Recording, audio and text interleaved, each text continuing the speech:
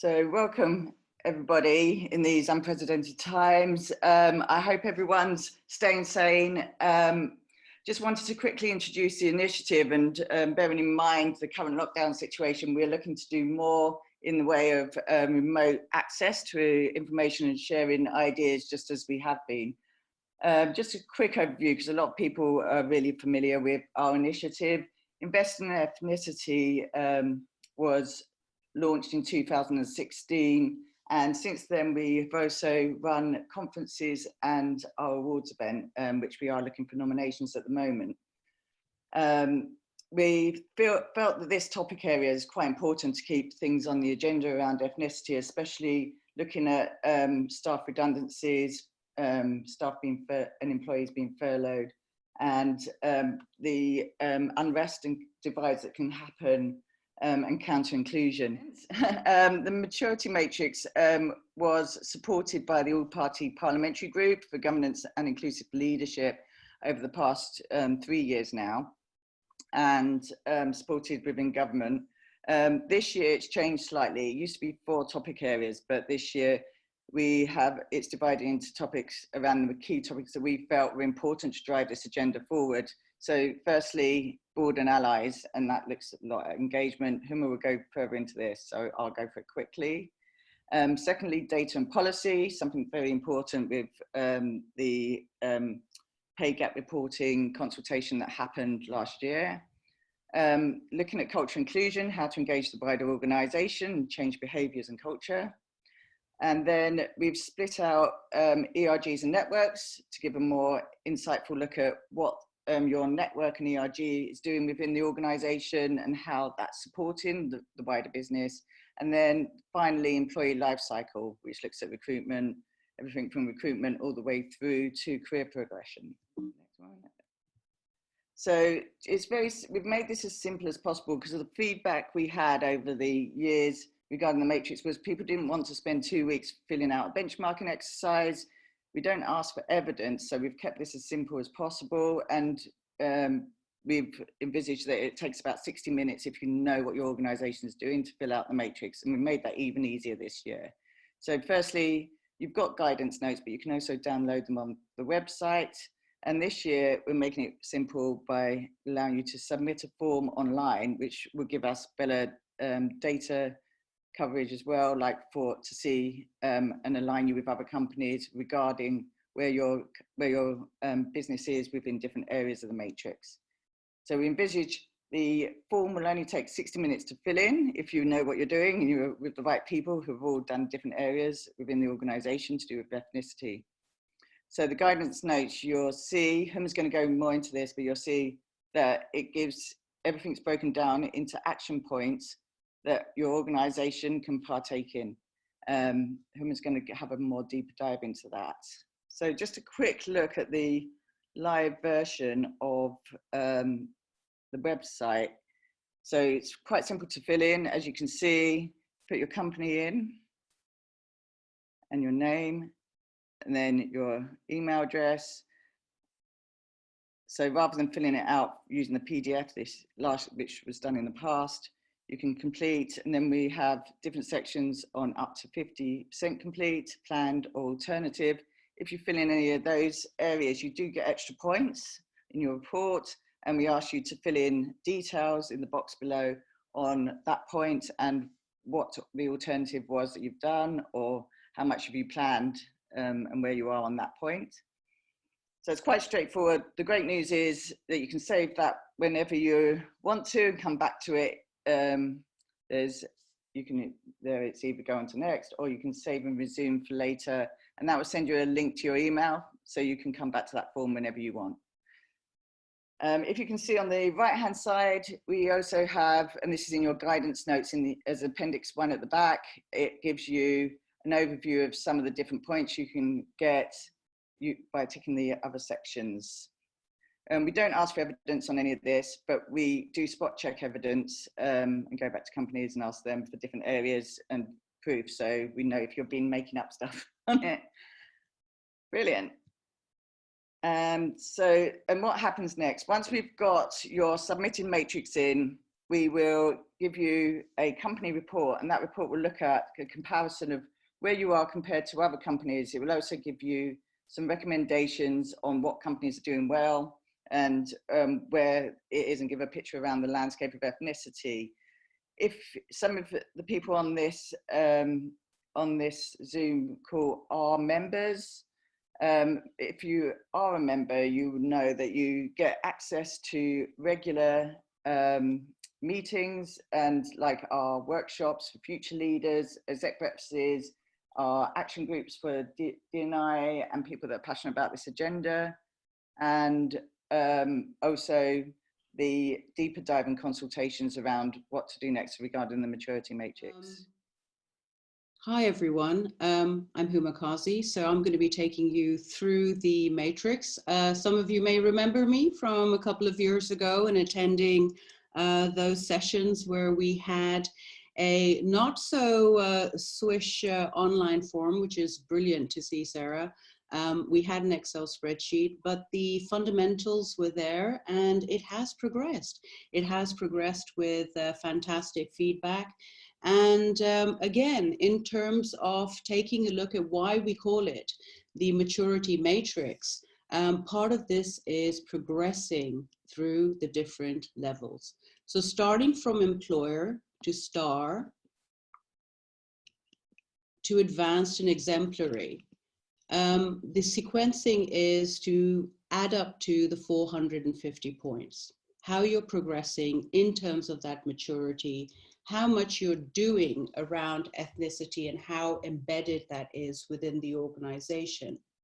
Now, aside from the different levels in terms of how that is being progressed, there are what we call different categories as well in those 4 different levels. So when you look at board and senior allies on its own, within that section, you will have the level 1, which is employer, level 2, which is star employer, and level 3, which is advanced employer, and level 4, which is exemplary.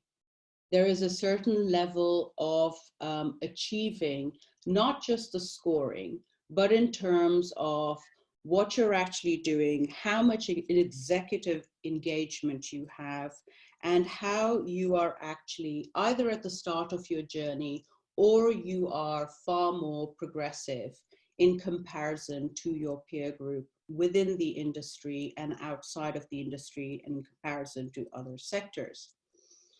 Now, aside from board and senior allies, we have policy and data, where you're taking a look at having the right sort of structure and systems. So board and allies has, of the same 450 points, which are allocated moving through the ranks, you have the apportionment of 450 points, where we're giving 100 points to board and allies, 80 for having the right structure and systems around policy and data, 85 allocated to culture and inclusion, and that's sort of looking at the aspects around the right behaviors, how you're demonstrating that, your communication, and overall, as you would say, your employee experience. This time now with this launch, and this was not there, those of you who have done this before, attended the previous workshops, done the submissions, you will recognize a key difference here where the employee network group has now been separated into a new and 5th category. So that has been given its own scoring of 70 points, and the employee life cycle is 115. So where you think of where you start out with in terms of your organizational brand, your talent attraction strategy, your recruitment activities, all the way through your employee life cycle and everything that comes in terms of human resources and from a people perspective. Okay, so as Sarah had identified in one of her slides, there is a guidance note on how to complete the matrix. I hope that you all have it.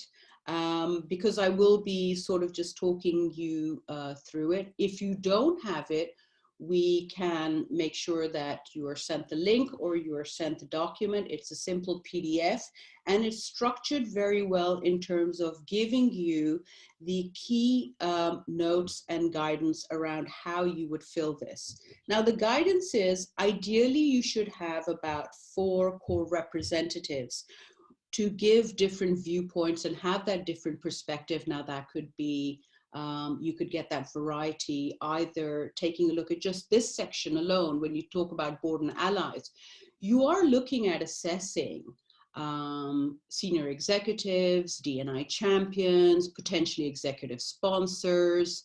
So it's quite healthy to also take a look at making sure that you've got the breadth of the organization from a hierarchical perspective. So those 4 representatives, you could ensure that you have somebody quite senior as part of that. You could have somebody who is part of HR and D&I without a doubt. You could have somebody who is maybe middle manager, and you could have somebody who's possibly an employee resource group leader. Now, that is just the guidance. You could have a much larger group, and if you're a smaller organization, you may not necessarily have that possibility.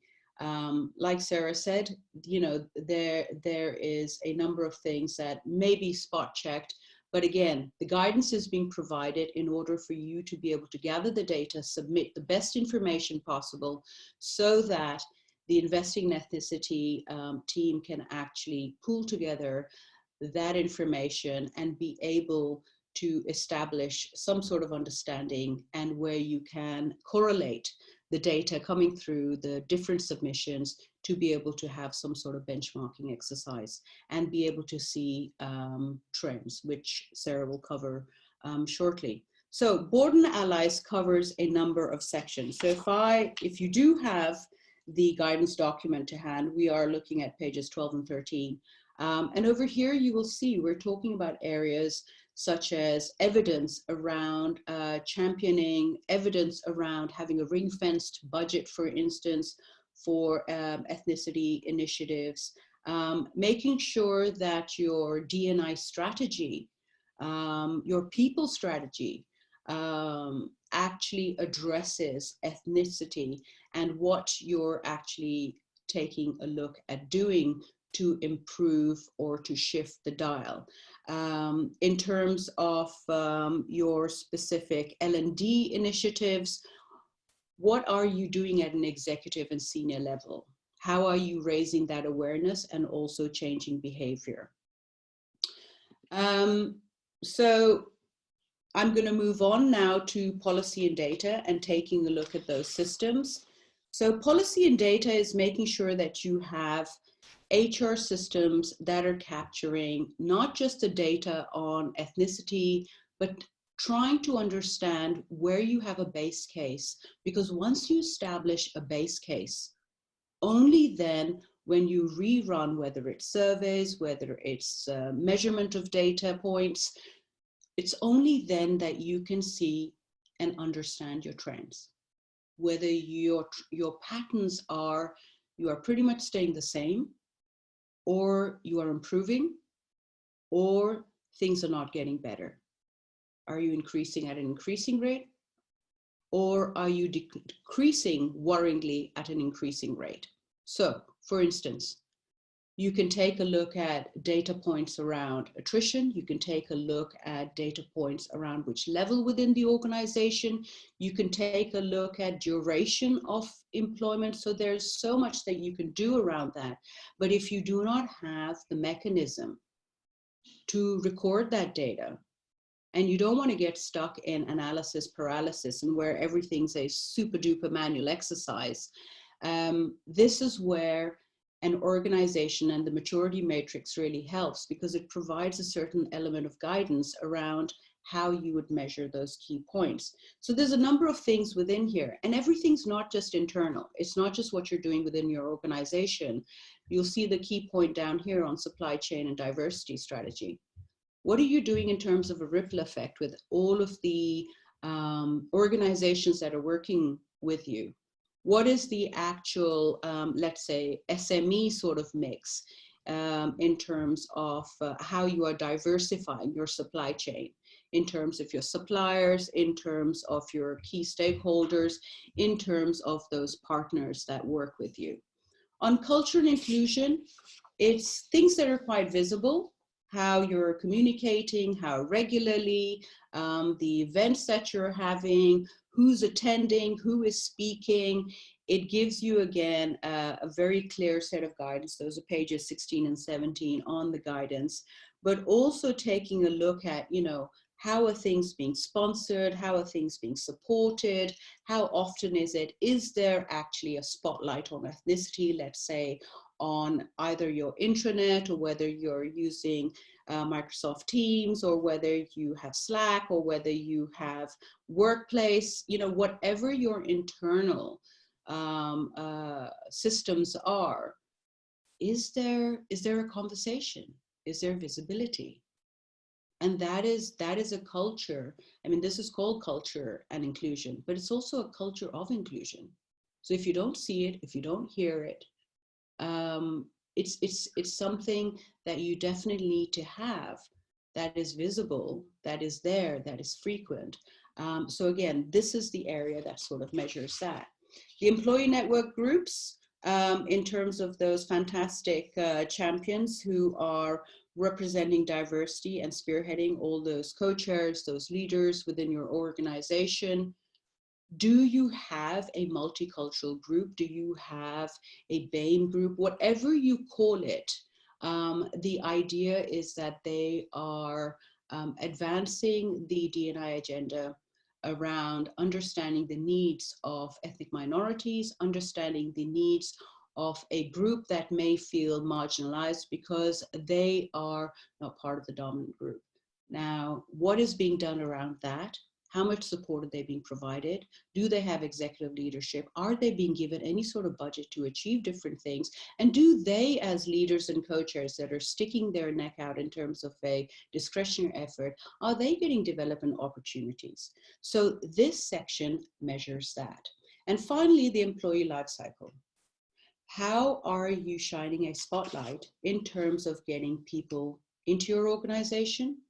What are you doing in terms of supporting organizations that are actually working on this? How are you partnering with them, which may be third-party recruiters? They may be part of that wider supply chain.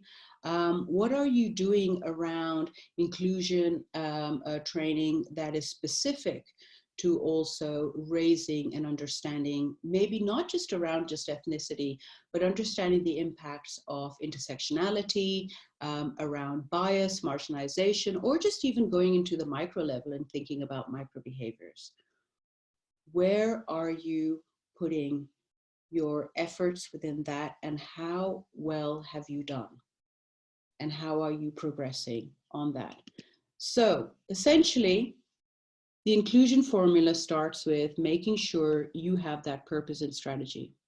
And considering the time that we're in right now, and I really hope that, you know, for all of you on the call, I recognize some familiar names, that you're all well, your loved ones, your friends, your family, your colleagues, you're keeping safe. We are going through unprecedented times. And as part of this, we are going to be taking a look at rethinking what it is that we're doing. We're changing the way that we work, but also our purpose and our strategy may need to be reviewed from a D&I purpose, because when we're not working in the same way, our businesses are not operating the same way. We have challenges that we had not anticipated. So a lot of organizations are now taking a look at the strategies that they had put in place for 2020 and putting in interim strategies. So whatever your planned roadmap was, whatever you had in your 2020 planning, review, rethink, and put in a backup plan. Put in a backup plan to the backup plan, and make sure that you are itemizing actions. The most important thing here is that ethnicity should not fall off the D&I agenda. And the D&I agenda should not fall off the business agenda. So we need to maintain the visibility, the momentum from a D&I perspective. and ultimately utilizing and understanding data, because what we're going through, we call it unprecedented times, which it is indeed, but we are going through possibly the biggest, most massive change and transformation our businesses have seen, and from a people and culture perspective. And I'm ending on the point on using data to predict trends, because Sarah is going to take you through where we are from ethnicity trends perspective. So thank you very much, and over to you, Sarah. We are planning to do more, but I would suggest that anyone who wants to get in touch, there's Margaret's email there, or you can email myself. But you know, even if you want to talk about how to progress this agenda, maybe brainstorm some ideas, because I think now is a time to collaborate, and it's time to be adaptable and like think of different ways that we can help support like our colleagues and keep this on the agenda, at least if we're not just progressing it. Thank you.